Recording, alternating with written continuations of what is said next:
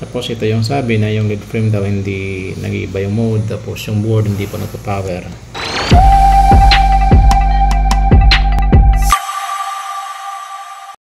Hello sa mga kapis wifi natin dyan. So itong video natin ngayon ay tungkol dito sa custom board na V5 no, ng Fusion Lab. Kasi mayroong nag-PM sa atin kung ano ba yung specification nito, no? Yung kanyang spec at ano ba yung mga connections para dito sa lead frame, no? Kasi ginamit daw nila ito. Ang nangyayari ay hindi daw ito nag-change ng kanyang mode, light mode, no? Yung blinking mode niya, kasi ito mayroong running tsaka blinking mode, so hindi daw ito nag-change. Tapos yung board daw ay hindi daw nagpa-power, itong OPI. So alamin natin yan. Tsaka yung specifications nito, no? So unang-una tingnan natin sa kanyang likuran. Yan, meron po dito nakalagay OPI 1. So ito po yung slot na to ay para po ito sa OPI 1, no? Ito. Yan. Ito yung ating OPI 1. So ito lang po yung may try natin ngayon kasi wala tayong available na ibang board. Yung next naman ay para ito sa OPI PC. Tapos sa RPI 3 and 4, itong panggitna no slot. Tapos itong sa taas naman ay para po ito sa OPI 03. Ito.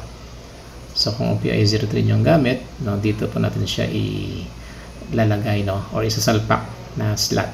So sa atin OPI 1 yung ating gagamitin ngayon. Tapos alamin natin kung saan ba natin i-connect yung ating mga lead frame kasi wala doon nakasulat dito. So meron dito para sa coin slot, power lead, coin lead, tapos bill acceptor. So meron na rin siyang para sa bill acceptor. So meron na siyang built-in na fan. Okay, so para itong hot type, no, baga parang isusuot na lang natin sa ating mga board, sasalpak na lang natin sa ating mga board. Okay, so ang gagawin natin dito mga ka-IT ay alamin natin, no? I-connect ko muna yung ating coin slot sa lead frame na alamin natin kung saan natin siya i-connect dito. Ayan. Tapos yung OPI board natin.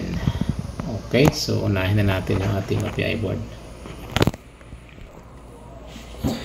So dito sa OPI board natin, no, OPI 1. Okay, so dito po siya sa yan, pag ganito yung posisyon na dito sa ilalim, no, sa pinakababa. Alright, so diyan natin sasalpak yung ating OPI. So yung posisyon niya dapat pag ganon. Yan. So dito po siya. Okay, so lagay natin dito. Yan. Okay, 1. Up. Yun. Okay. So, meron po dyan mga sobra pag tingnan nyo sa kabila. Ayan. So, make sure po na dito tayo sa side na to ng ating OPI. Okay. So, nandito yung kanyang LAN port sa USB port. So, dito po natin siya salpak sa bandang kaliwa na side. Ayan. So, dito meron po dyan mga vacant na mga pins. So, okay lang po yan. Okay, so yan po yung para sa ating OPI 1. And then, next po natin yung para naman sa ating coin slot saka sa lead frame. Ito. So, yung tanong sa atin, no, saan daw ito i-connect? Kasi meron daw dito para sa coin slot, power lead, coin lead. Saan daw yung para sa lead frame? Okay, so alamin natin yan. So, i-connect ko lang. Okay, so ito na mga ka-IT. I-connect na natin, no, yung para sa ating lead frame. Tapos sabay na rin yung para sa ating coin slot. Ayan. So dito tingnan natin yung connection ng ating lead frame. So ito yung una, makita nyo po, no, yan yung una. Meron po yan label dyan na ground. Yan, para po yan sa ating coin slot. Yan. So tingnan nyo lang po dyan, no, kasi hindi natin makita yung label ng coin slot. So ito po yung ground ng coin slot. Ito yung itim na yan. Ayan. Yan po siya. Tapos yung pangalawa naman po, so dapat magkasama yung kulay blue ng lead frame na wire, tapos yung kulay pula ng ating coin slot. Ito po. Magkasama po yan sila. Okay, kulay blue ng lead frame natin. Ayan. Kulay blue. Tapos kulay pula ng ating coin slot. Okay. So once again, yan. Kulay blue ng ating lead frame. Yan. Tapos kulay pula ng ating coin slot. So magkasama po yan dalawa. Diyan po yan i-connect sa may 12 volts ng ating coin slot. Yan. So ground, tapos 12 volts yung pangalawa.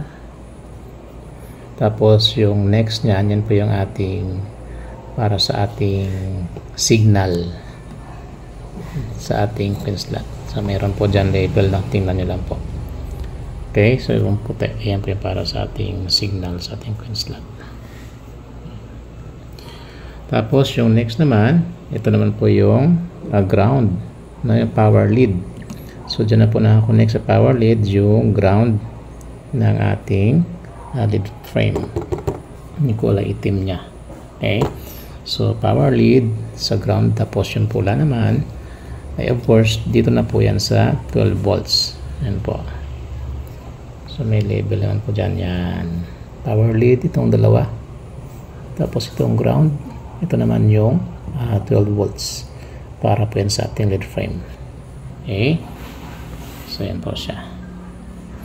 Tapos dito vacant po yan. So pwede po kayo mag-add dyan ng mga additional na mga lights like sa coin LED natin. Tapos ito naman yung para sa bill acceptor. So ganyan lang po yung connection para sa ating lead frame. Of course sa coin slot, no? Yung tanong kasi sa atin, bakit pa rin dito nag-change ng mode itong ating lead frame. Tapos hindi daw nagpa-power itong ating OPI. Yan. Pag sinaksak daw ito, so hindi daw nagpa-power. So make sure nyo mga ka-IT, kasi mayroon po itong switch. Ito. Switch po ito. So dapat po ay naka-on. Baliktarin muna natin. So dapat naka-on po yan. Meron po dyang label. Ayan. So yung on niya sa kabilang side po dapat nakaganon. So pag nasa kanan po siya, naka-off po yan siya. Kaya po siguro hindi nag-iilaw o nagpa-power yung inyong OPI kasi baka nakaligtaan po, no, na i-on po, no, itong kanyang switch. Okay, so titignan po natin yan. Subukan natin. So currently po naka-off siya. Yan. So subukan po natin siyang lagyan ng power supply. Ayan. Ayan. So ang mangyayari po, no, yung board natin ay hindi po yan siya nagpa-power talaga kasi naka-off. Ayan. So kung tingnan nyo, yung gumagana po dyan yung ating fan kasi naka-direct po yan. Tsaka yung ating lead frame. Tapos ito yung sabi na yung lead frame daw hindi nag-iiba yung mode. Tapos yung board hindi po nagpa-power. So ang nangyari dyan mga ka-IT, malamang no ay hindi po nyo na i-switch on kanyang switch. So subukan pa natin siyang i-switch on natin. So observe natin yung ating board. Tapos yung ating lead frame. Okay, kung mag-power yung ating board. At the same time, yung ating lead frame kung mag-iba yung mode. So, power on natin. Up. Ayun. Ayan, o.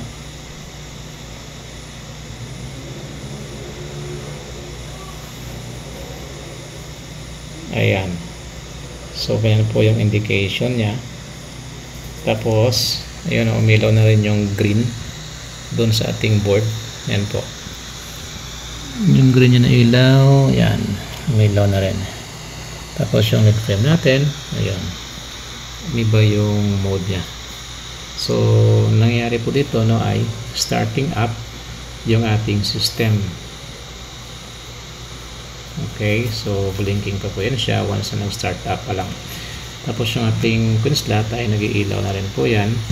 Tapos pag ready na po, no, yung ating system dyan, pag fully loaded na or booted up na siya, so mag-iiba ulit itong ating mode ng ating lead frame, and then mag-off po yung ating coin slot. Yan. So antayin-antayin lang po natin para makita natin. So ito naman, no, ito I think naka-default ito para sa relay tsaka sa coin pin natin. Yan yung pin settings na yan. So both po yung dalawa ay nasa 1, pataas yung 1 sa relay tsaka sa coin pin. Ito. So I think itong 2 at saka 3 siguro pag nagpalit tayo ng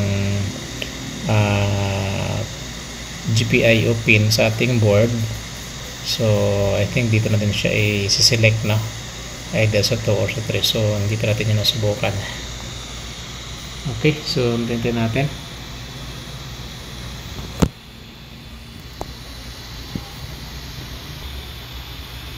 Ayun.